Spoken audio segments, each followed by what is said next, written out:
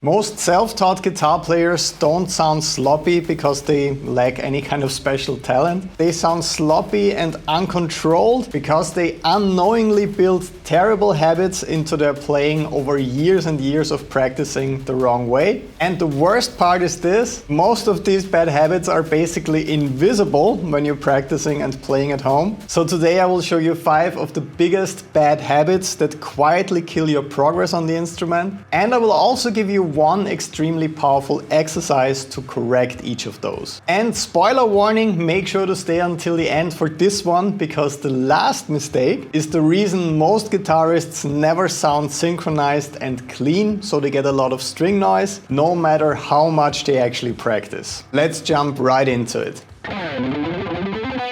So one of the biggest reasons why most guitarists hit a wall with their progress is that they accidentally build their entire picking technique around one escape motion and picking angle. So most players naturally either angle their pick like this, which makes it easy to escape from in between the strings after a downstroke is the last note on a string. And other players naturally angle their pick a little bit more like this, which makes it easy to escape from in between the strings after an upstroke like this. In my case, it always felt more natural to play like this, so that my fingers are not rubbing against the strings. So when I'm playing licks like this, that always end with a downstroke as the last note on each string, I can keep my picking angle like this, because every single string transition is a downstroke. If you're more of a pentatonic player, you will go for this angle, because when you're playing 2-note per string stuff, every last note on each string is an upstroke and you need to escape. So if you have a guitar on your lap right now, see which of those angles is naturally more comfortable for you. That's likely the one you're guilty of using almost exclusively, which means that whenever there's a lick like this,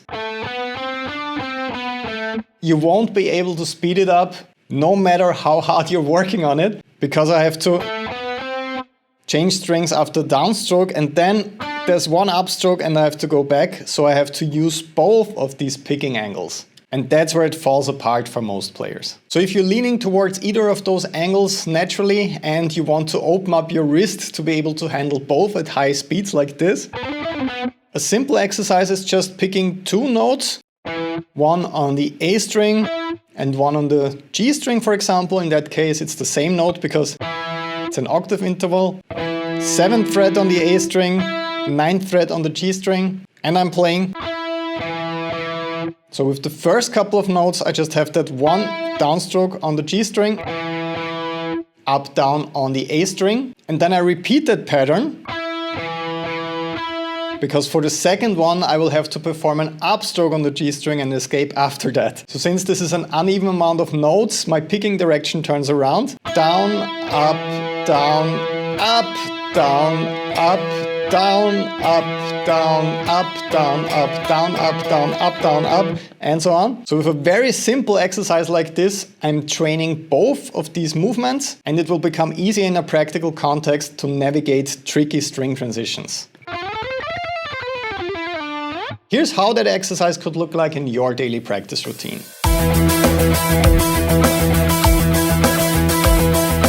Here's the next bad habit, and this one is huge because it affects your musicality as a guitar player. A lot of guitarists don't actually learn vocabulary. They learn shapes. And if you only practice 2-note per string patterns or 3-note per string patterns all day, your improvisation, your songwriting, your guitar solos, all of that will sound very repetitive. Most great guitar players constantly mix odd note groupings, string changes, rhythmic variation, and different amounts of notes per string. That's what creates more musical and less robotic phrasing. To give you a practical demonstration, if I always play exactly 3 notes per string for you,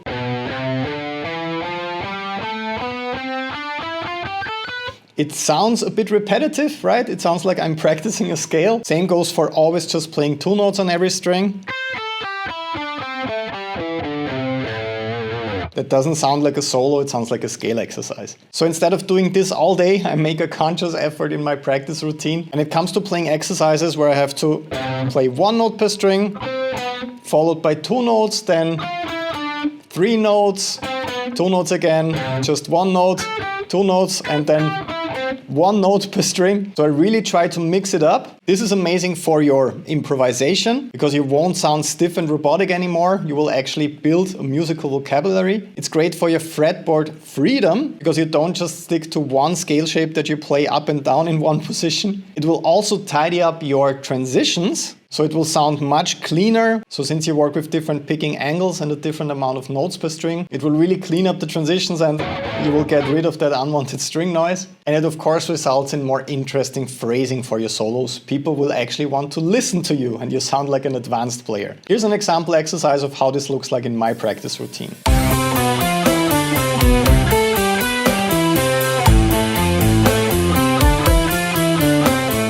Super quick interruption. If you want all of today's exercises as a complete downloadable practice system, I built the full guitar cleanup system for my Guitar Academy on Patreon. It includes full play-along practice videos so that you can practice together with me every single day, detailed PDF tab sheets, guitar profiles, backing tracks at multiple tempos with and without my guitar, a full detailed course workbook, and the exact structured routines I use with my students over there. And right now, all annual memberships are massively discounted, which means you get 1 year of high quality guitar training together with me for less than what most people pay for one private guitar lesson. So it's a no-brainer. Right now is the best time to join. The link is down below. But let's continue because the next mistake is something every single self-taught guitar player is struggling with immensely. Right, topic number 3 concerns your fretting hand. The harsh truth is that most guitar players don't actually control all 4 fingers equally. They basically just drag the weaker fingers, especially the ring finger and pinky finger, behind the index finger.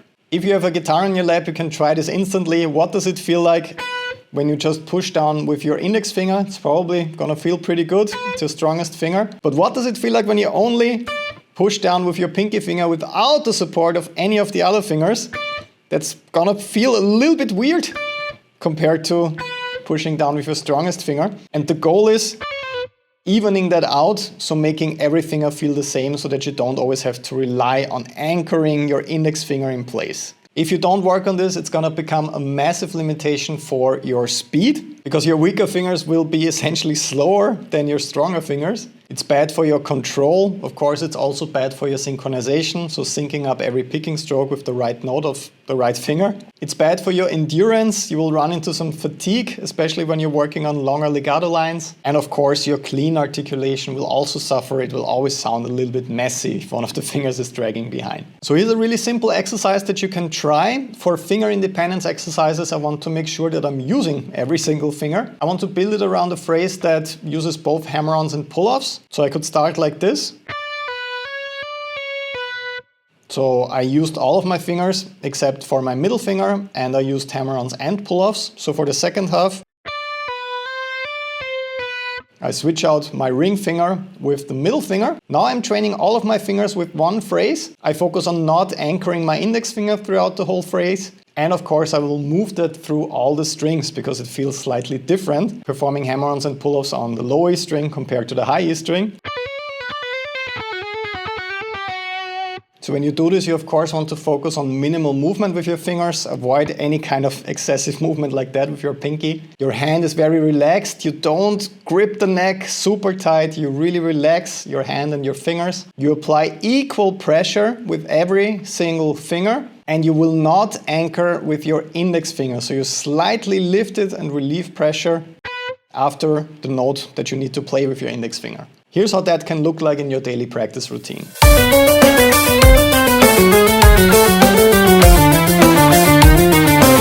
The next problem is also incredibly common. A lot of guitarists can survive slow tempos and they can also survive fast, super quick bursts, but they completely fall apart at around 100 to 120 beats per minute with continuous 16th notes. So that mid-tempo zone at around 100 to 120 beats per minute exposes if you have an efficient wrist movement or not, because at slow tempos almost any motion kind of works. Anyone can perform wrist picking like this at 30 or 40 beats per minute. At extremely high tempos, most players rely on pushing a bit with their arm, which is fine if you can still actually feel the subdivisions you're trying to play. But at that mid-tempo, continuous picking exposes tension immediately. So a lot of people tense up at that tempo and kind of lose the rhythm and the picking just falls apart. Sounds something like this maybe. So in my routine, I make an effort to stay at this mid-tempo area, playing continuous 16th notes. Just from my wrist, that not only really warms up my picking. If your wrist feels stiff or tense sometimes, it really also further unlocks it for fast playing. When I do this, I focus on minimal movement. I anchor my wrist on the bridge without pushing down. I just place it right here. And the movement is only coming from my wrist. So I don't feel anything in my arm. It's just a super relaxed motion like this. Of course, for an exercise, you also want to combine it with some more work concerning your fretting hand. So here's how that could look like in your daily practice routine. Now here's the big bad habit where all of this connects. Most sloppy playing is actually synchronization failure. One hand is usually slightly ahead. For a lot of players it's the picking hand, for some players it's the fretting hand, while the other hand drags behind. And even very tiny timing differences between both hands can create messy articulation. So to summarize it, a fast picking hand like this is pretty much useless if the fretting hand can't keep up and vice versa. That's what makes the difference between sounding like this, which is bad, unsynchronized playing, and this.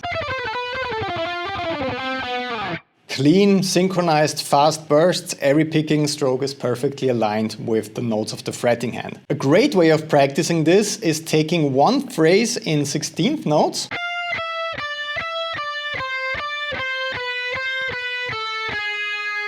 and then playing that exact phrase with a different note grouping. So the exact notes, the exact same sequence, but played in triplets. So it's not 1, 2, 3, 4, and so on. It's 1, 2, 3, 4. That's not only challenging in a rhythmical kind of way, it will really force your hands to lock together in order to play the notes correctly. That's my current favorite exercise approach for hand synchronization. It really makes a huge difference to work on exercises like this. Here's how that exercise concept could look like in your practice routine.